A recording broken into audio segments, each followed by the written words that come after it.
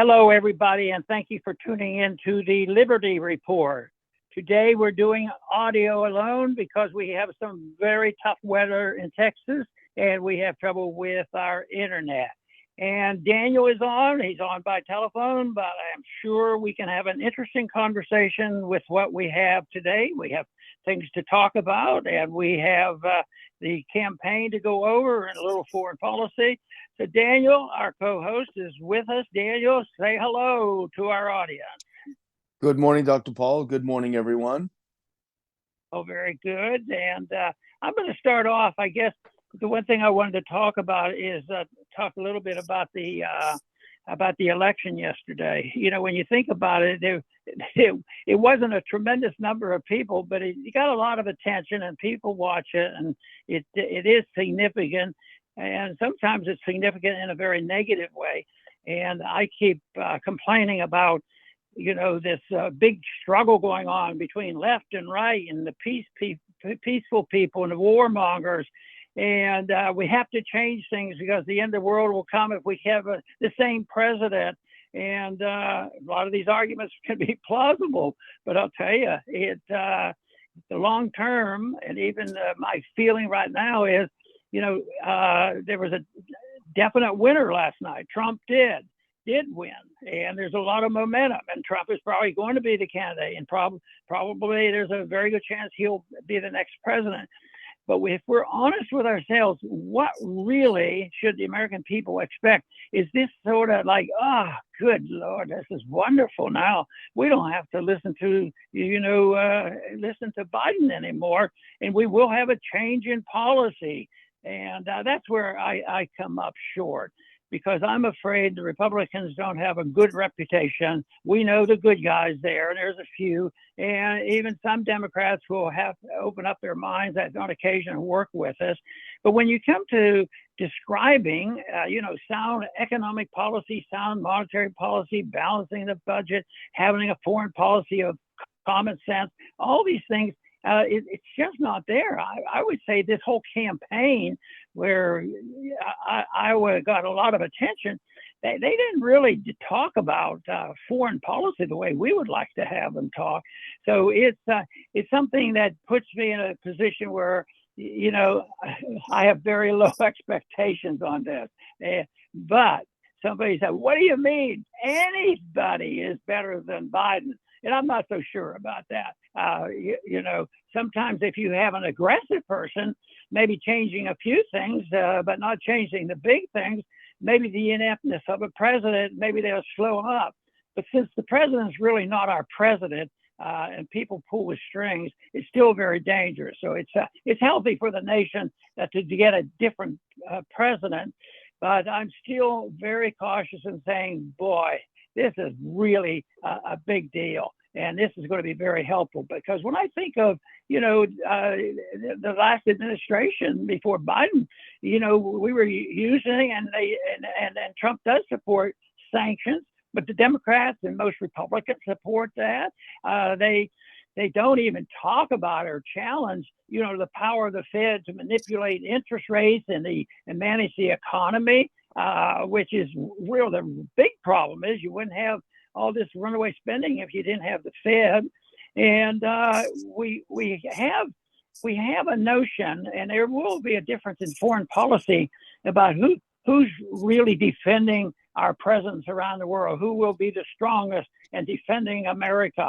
And that can backfire, because, the way you do it with diplomatic relationships and working out things, or do you do it by just shouting and threatening and saying, if you don't go our way, we're going to put sanctions on you. We might even bomb you. Like right now, what we're doing is we're over in the Middle East bombing certain countries.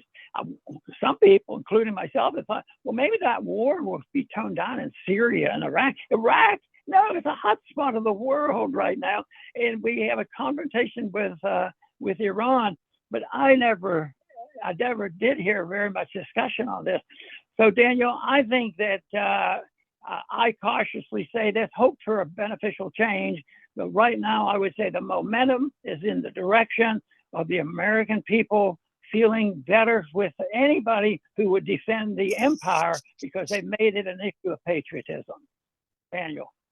Yeah, I think some of the takeaways of what happened, and this is a massive Trump victory. It's an historic Trump victory. He scored more than twice as many votes as anyone close to him. And I noticed on Drudge, which used to be Republican affiliated, they put up some headlines saying, well, no one showed up. Well, the weather was bad, and weather is often bad in Iowa, but there are always reasons. But plenty of people showed up. I think it was slightly less than the last time, but Trump had a wide victory. And I think to your point about the issues not being brought up, I think that the Democratic Party can thank its leadership for that. There's no reason to talk about issues. This entire election now is simply about whether or not you hate what's happening in the U.S. You hate the Biden administration, and this is what they've done. And Glenn Greenwald had an interesting take on it, and he said that the historic size of Trump's victory should leave some self-reflection about what caused the complete collapse of faith in the legitimacy of U.S. institutions of authority and justice. So that is exactly what this is.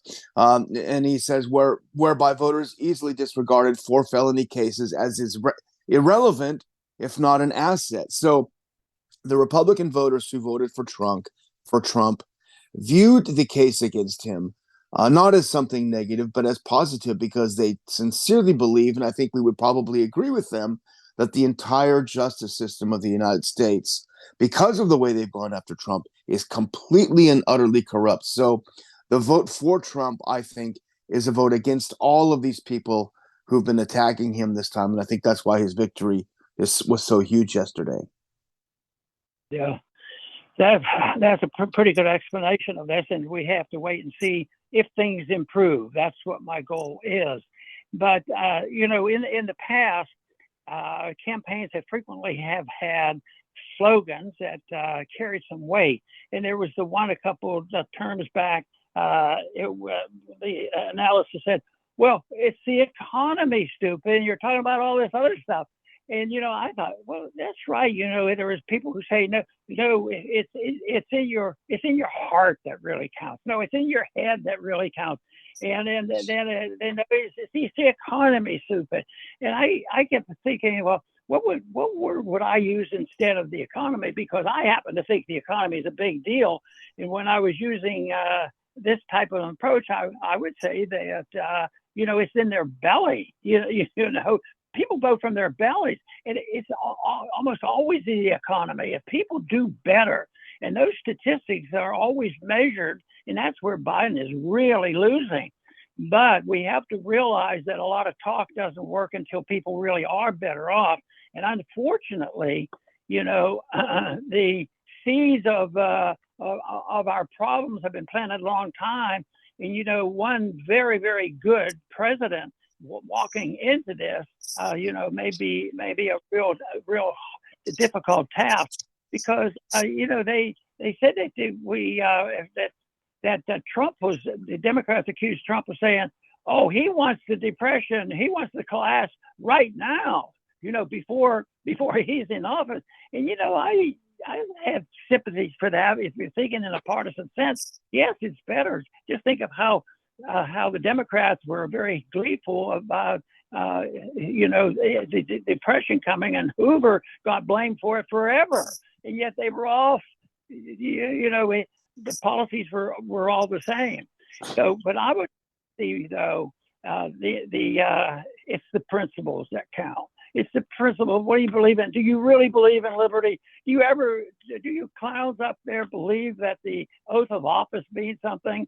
Do you believe that American interests are served by us becoming an empire? It's on and on. So, but I think the big thing is there is going to be the collapse. Blame is a big deal. And by 1 year, there may be that gigantic crash between now and November.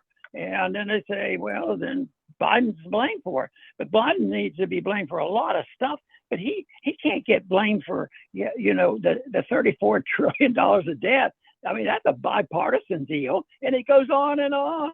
It's currently going on. So that's really a problem. And the victims are the people who have carelessly trusted the government, said, "Oh, we'll take care of you. We will have these programs to bail you out if you have trouble, and the government is the answer," which isn't the case. The government's a problem, and it's the principles that they follow. That printing money is okay, fiat money is okay, interventionism is okay, and having an empire is really great stuff. And if you have the weapons and you have the control of the finances by having the world reserve currency, you're a powerful tool until that principle runs out of steam. And that's where we are today. So if I had my choice, I would say it's all about principles. It's too bad we don't really talk seriously about the principles that we follow. Yeah, and we didn't really even haven't had a debate among the primary opponents in the Republican Party, and that's. I mean, I understand Trump's unwillingness to participate because there's no point. He's so far ahead.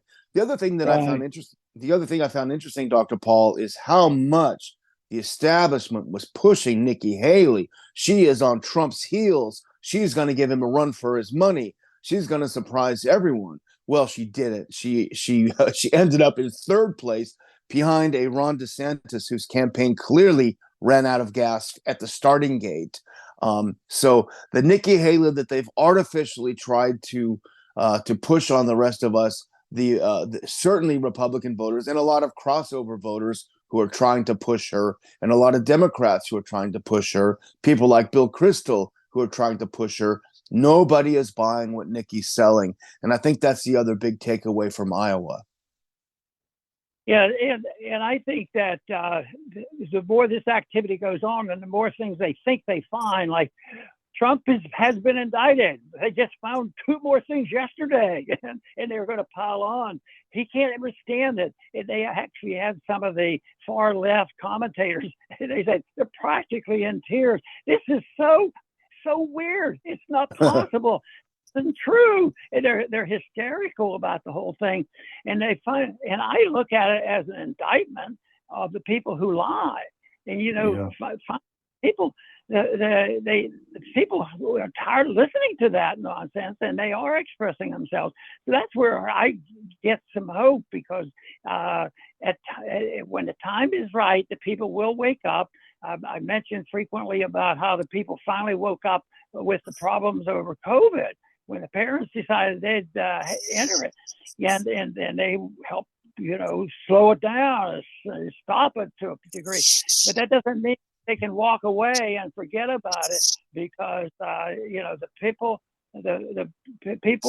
tend to be too gullible, and they will get hungry.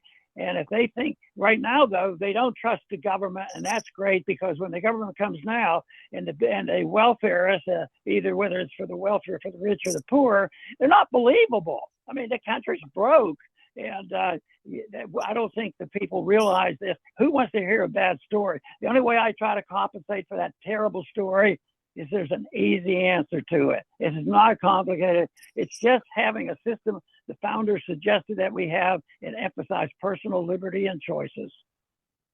Yeah, I think the other thing, speaking of principles, Dr. Paul, the other takeaway for me is the departure of Vivek Ramaswamy. Now, we didn't agree with everything he said. We had him on the show a couple times. We met him in D.C. He spent $30 million of his own dollars on this campaign. He worked himself to the bone. He took on the mainstream media. He exposed the corruption of the mainstream media and the political process. Again, as disappointed as I was with some of his positions, and he's now trending on Twitter X right now, I think a big takeaway is, in a way, a star is born. I think he has an enormous amount to offer to the American political scene right now. I think he was the only one speaking intelligently about these issues. And for one, I do hope he sticks around, because I think he's a very interesting and energetic 38 years old, and he took on all of these people. He bowed out graciously when he did not get the result he was hoping for in Iowa. He didn't blame anyone. He endorsed Trump and bowed out gracefully. I do think he has a future. I don't know how you feel about it, Dr. Paul. Well, I think it's very interesting, and you're absolutely right. He's the one that has come the closest, and that's right. We wanted and was quite willing to talk to him, but he approached us. That to me is Yes. a real compliment for our program, because we know how much moderation we have and influence. We have a small program, but it's interesting that he looked to one that he said is telling the truth. And I doubt if he's the kind that's going to walk away and be despondent and discouraged, because some people think in a race like that, some of those that have dropped out already, they're done. They've had their chance and it's all over with. But in another way, and you alluded to it, Daniel, that this might not be that